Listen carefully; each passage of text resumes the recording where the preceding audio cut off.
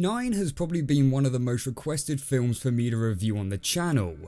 I have seen it appearing numerous times throughout the comments section. Yet weirdly enough, I'd never even heard about this film beforehand. And after doing some research online, it didn't look like many others had either, as there was little information online, and even purchasing this film proved to be quite the challenge. In the end, I had to end up purchasing it through YouTube, which despite telling me that it's in HD, only records at 480p. That's not HD YouTube, that is not HD. The film was released on the 9th of the 9th, 2009. I'm not even kidding.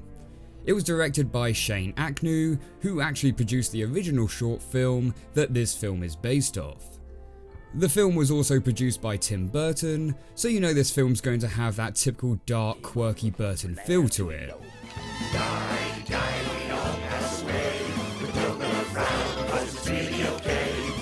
And oh boy does it.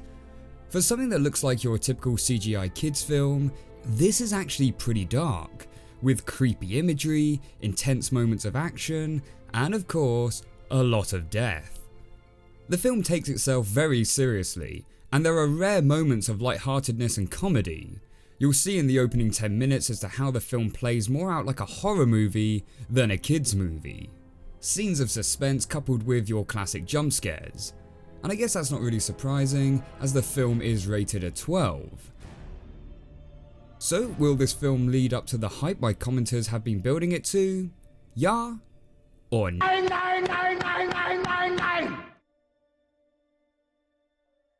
Boo! You stink! First up though, I just want to say a big thank you to the Patreons that help support the channel. Thank you so much guys, it is much appreciated. The film is set in what appears to be a post-apocalyptic Earth, where there doesn't appear to be any humans left, only these weird little ragdoll creatures. Which, I know guys, they're technically referred to as stitch punks. I've seen it in the film's description, but I'm gonna keep calling them ragdolls because stitch punks sounds weird. So don't go correcting me in the comments section, I know you were going to. So the ragdolls, fight me, because of their large goggle-like eyes, actually kind of remind me of the Minions. But luckily that's where this film's similarities with the Minions ends, because unlike Minions, this film is actually good.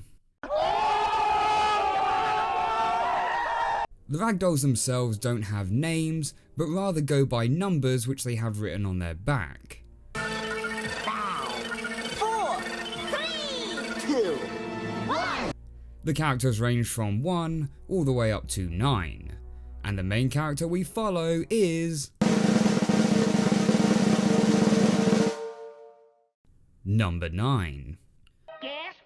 9 wakes up with virtually no memory of where he came from and has no idea of what's going on with the world around him. He ventures into the city where he meets another ragdoll who is number 2. Before the pair can get too acquainted though, they are attacked by a robot who 2 refers to as the Beast. Boys, beware the beast! 2 is taken away by the Beast and 9 passes out shortly after. When he awakes, he finds himself in a shelter where the other ragdolls have taken refuge. For the rest of the story, we follow the ragdolls as they set out to rescue 2, as well as trying to avoid getting killed by the numerous number of robots that are after them. The plot starts out relatively simple, but as the film goes on we get more exposition given to us, and things start to get a little more complex, as we get more mythical elements introduced to us, such as the soul stealing with the talisman device, and the origin story of the ragdolls themselves.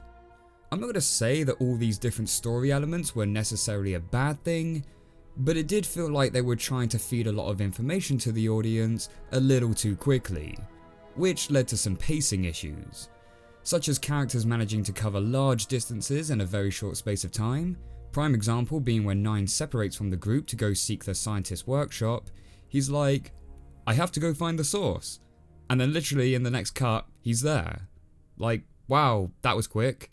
Might as well have just had one of those time transition shots from the Lego movie. You're wrong.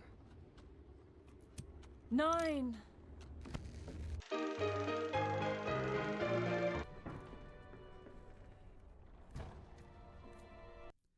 And then on the same merit, when he's got the information from the source, he runs back to the others just as quick. But overall though, I would say that the plot is decent, and the mystical elements thrown in did help build more of a mystery to the world that they live in. So what about the characters? Well, as I mentioned earlier, we have a total of 9 ragdoll characters that we follow throughout the film. Now originally I was going to moan that the characters were very basic and generic, each having a very one-dimensional personality trait. Kinda like how each of the 7 dwarfs have a distinct personality. 9 is the courageous one, so couragely. 8 is the tough guy, so is Tuffy. 7 is the rebellious one, so rebelly? Yeah, I guess this is why they went with numbers instead of names.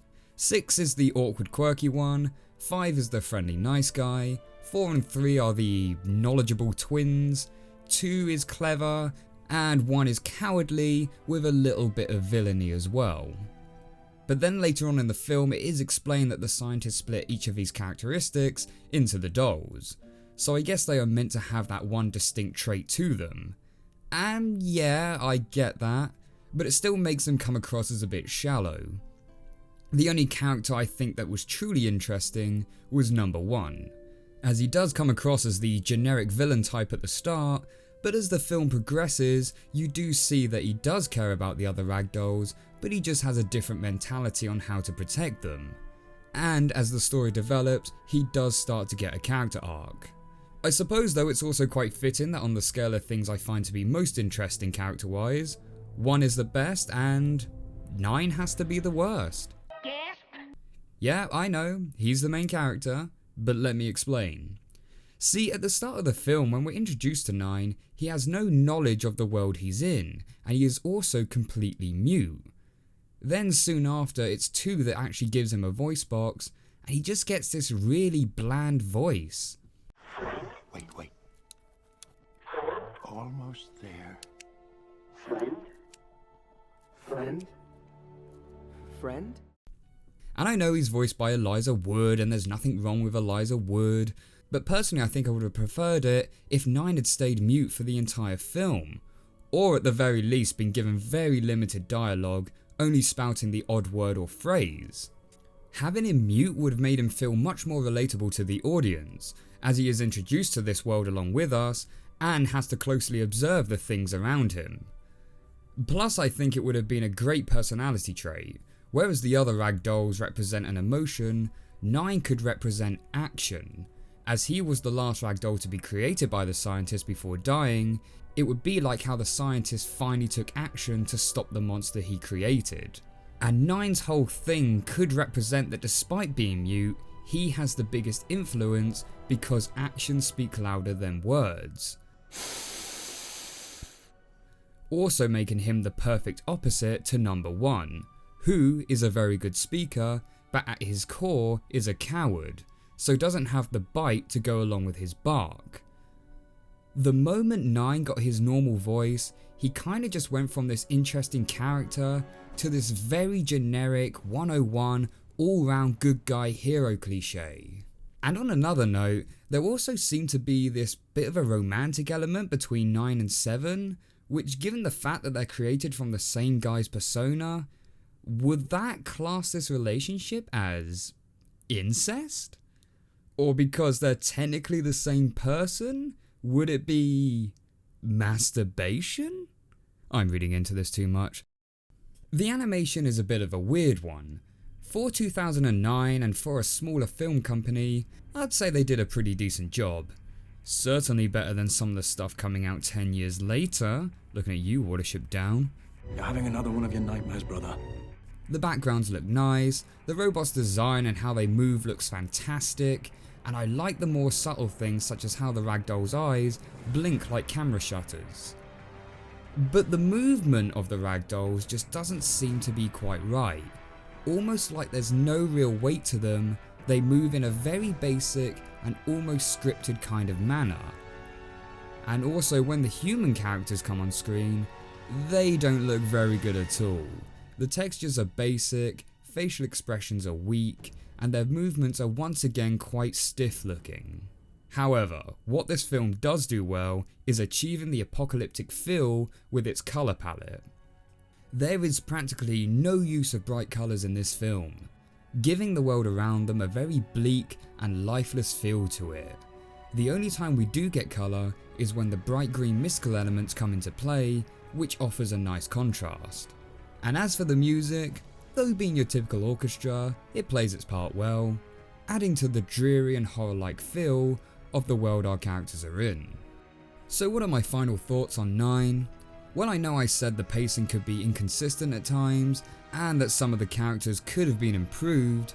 Overall, I've got to say though, it's a good film, and I respect the fact that it tried to do something a little different from most other animated films out there. It definitely has a much darker tone to it, even when there are lighter moments such as when the ragdolls are all relaxing and the song Over the Rainbow is being played, it still has a very creepy vibe to it.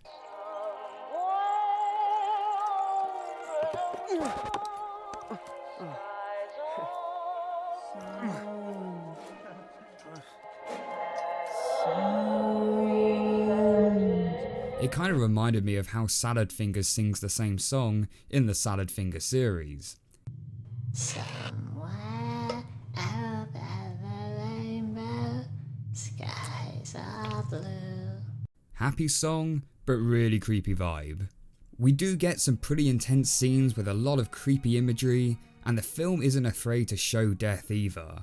Yeah, there's a lot of death in this film, and in the final scene, you really are left with a bittersweet feeling. The film itself is rated a 12 or PG-13 for American audiences, but to be honest, when you compare it to films like Plague Dogs, which is rated a PG, and Watership Down, which is rated a U, this film really doesn't seem all that bad in comparison. I would say go watch 9. It will offer you a more unique viewing experience for your typical CGI film, give you some great visuals, and will definitely leave you with a few feels towards the end. Hey guys, thank you very much for watching this review. Please leave a like if you enjoyed, and comment below your thoughts on 9, and any other animations you'd like me to review for the future. Don't forget to subscribe for more animated reviews, and be sure to check out my other reviews appearing on the left here. Thank you once again to all the patrons that support the channel, but until the next one guys, take care.